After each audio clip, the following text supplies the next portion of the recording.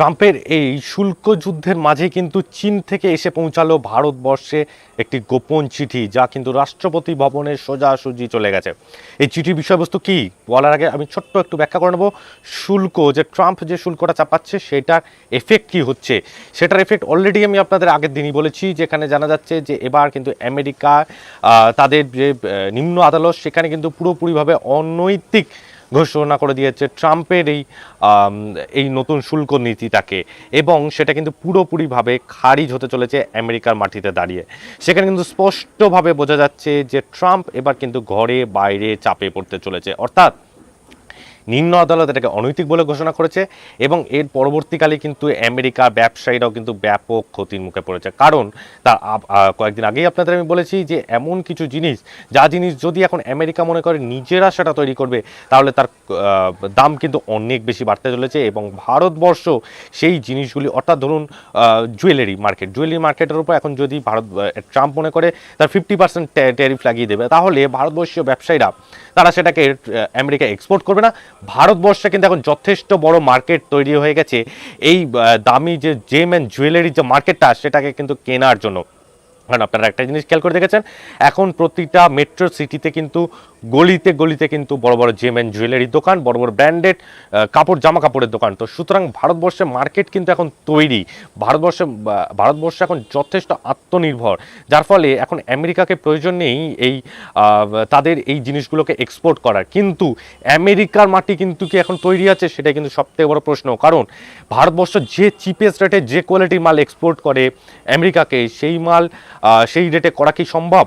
আমাদের যত আন্দাজ সম্ভব না। তার কারণ হচ্ছে, একটা ছোট্ট উদাহরণ দিয়ে আপনাদের বোঝাই, যে আইফোনটা ধরুন আমাদের এখানে $1000 তৈরি হয়, সেই আইফোনটা যদি আমেরিকা তৈরি করতে যায়, তাহলে কিন্তু সেই আইফোনটার দাম হবে কিন্তু $3000। অর্থাৎ সেখানে লেবার চার্জেস অনেক বেশি। তাছাড়াও এক্সপোর্ট থেকে শুরু করে ইম্পোর্ট যে কোনো কিছু ক্ষেত্রেই তাদের সমস্ত কিছুতেই তাদের লেবার লাগে। এছাড়াও আদার্স যে জিনিসগুলো আছে, সমস্ত কিছু জিনিসের দাম বেশি। সেখানে কিন্তু ভারতবর্ষে অনেক চিপেস্ট রেটে অনেক বেটার কোয়ালিটির প্রোডাক্ট কিন্তু তারা আমেরিকা পায়। এবারে ধরুন ধরুন এই আইফোনের যে সংস্থা, তার যে মালিক, সে যদি এখন ভারতবর্ষ থেকে বানানো মাল এক্সপোর্ট করায় আমেরিকাতে, তাহলে 50% ট্যাক্স তাদের এক্সট্রা দিতে হচ্ছে। এইবারে এই ট্যাক্সটা দেওয়ার ফলে এই টাকাটা কাদের দিতে হবে? আলটিমেটলি টাকাটা কিন্তু দিতে হবে আমেরিকার আম পাবলিকদের।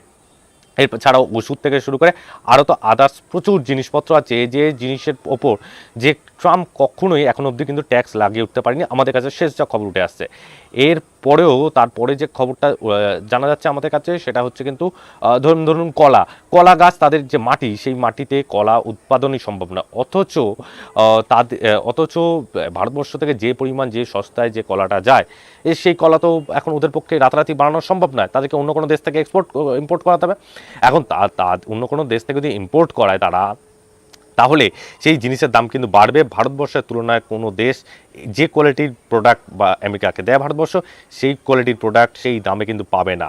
এবং তারপরে তো নিম্ন আদালতের চাপ তো রয়েছেই ট্রাম্পের ওপর, অর্থাৎ ট্রাম্পের ওপর এখন ব্যবসায়ীদের প্লাস নিম্ন আদালতের চাপ। ট্রাম্পের এখন একটাই উপায়, সেটাকে সুপ্রিম কোর্টে নিয়ে যাওয়া যায় কিনা সেটা এখন দেখার বিষয়। কিন্তু এরপর আসছি বাইরে, বিদেশের নীতির ক্ষেত্রেও কিন্তু ব্যাপক পরিমাণে চাপ। অর্থাৎ ট্রাম্প যখন থেকে শুল্ক নীতি চাপাচ্ছে, তারপর থেকে কিন্তু ট্রাম্প শুধু ভারতবর্ষের সাথে না, চীনের সাথেও কিন্তু এই শুল্ক হবে কিন্তু দর কষাকষি বজায় রেখেছে। অর্থাৎ ট্রাম্প এখন সমস্ত বাইরের দেশগুলোকে কিন্তু প্র্যাকটিক্যালি খেপিয়ে তুলছে, এবং এর ফলে কিন্তু যেটা হচ্ছে, আপনারা এসসিও সামিটেই দেখেছেন, যেটাতে রাশিয়া ভ্লাদিমির পুতিন, চীনের শি জিনপিং এবং ভারতবর্ষের নরেন্দ্র মোদী, তিনজনকে কিন্তু একই ফ্রেমে একসাথে কিছু আলোচনা করতে দেখা যাচ্ছে। অর্থাৎ এটা কিন্তু একটা নতুন অক্ষ তৈরি হচ্ছে যত দিন যাচ্ছে। এবারে তারই ঠিক মাঝে যেটা আমাদের কাছে খবর উঠে এলো, যে রাষ্ট্রপতির কাছে নাকি কিছু চিঠি, একটি গোপন চিঠি চীনের তরফ থেকে এসছে। সেখানে কি বলা হচ্ছে চিঠিতে, সেটা সূত্র মারফত যা জানা যাচ্ছে, চিঠিতে নাকি বলা হয়েছে, মার্কিন সংস্থা ব্লুমবার্গের দাবি, সেই চিঠিতে 3টি প্রস্তাব রেখেছিলেন শি জিনপিং। প্রথমত, ভারত যেন আমেরিকার প্ররোচনায় এমন কোনো চুক্তি না করে যাতে বেজিংয়ের স্বার্থ ক্ষতিগ্রস্ত হয়। দ্বিতীয়ত, সীমান্ত সমস্যা মেটাতে ভারত চীন যৌথ কর্মী দল, জয়েন্ট ওয়ার্কিং গ্রুপ গঠন করা হোক। তৃতীয়ত, দুই দেশের মধ্যে বিতর্কিত ইস্যুগুলির স্থায়ী সমাধান খোঁজা দরকার। অর্থাৎ চীন কিন্তু এবার একটি স্থায়ী সমাধানের দিকে চাইছে, ভারতবর্ষকে তাদের পাশে চাইছে একটি স্থায়ী সমাধান করতে। যে ভারতবর্ষ এবং চীন বহু বছর ধরে যে গণ্ডগোলটা মিটে আছে, সেটাকে এবার চীন চাইছে যে এবার দুজনের পারস্পরিক সমঝোতার মাধ্যমে যদি এটাকে একটি রূপ দেওয়া যায়। তার কারণ এখন ভারতবর্ষ একটা বৃহৎ অর্থনৈতিক দেশ হিসাবে কিন্তু সারা পৃথিবী জুড়ে উঠে আসছে। সেইখানে এরকম একজন প্রতিবেশী চীনের পাশে যে ভারতবর্ষ আছে, সেই পুরো গোটা ভারতবর্ষের মার্কেটটাকে চীন পাচ্ছে না। চীনকে পুরো ভারতবর্ষের গোটা মার্কেটটা ছেড়ে অন্য কোনো দেশে গিয়ে ব্যবসা করতে হচ্ছে, যেখানে তারা ভারতবর্ষের মার্কেটটা খুব ইজিলি ক্যাপচার করতে পারতো, কারণ তাদের পাশেই এবং অনেক সস্তায় তারা মাল ডেলিভার করতে পারতো।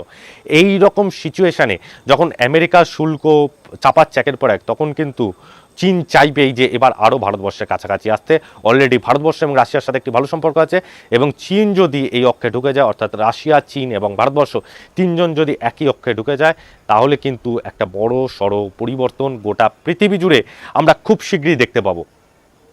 যাই হোক, আমরা এসিও সামিট থেকে শুরু করে সমস্ত খুঁটিনাটি বিষয় আমরা নজর রাখছি। আপনারাও দেখতে থাকুন ভারত বার্তা।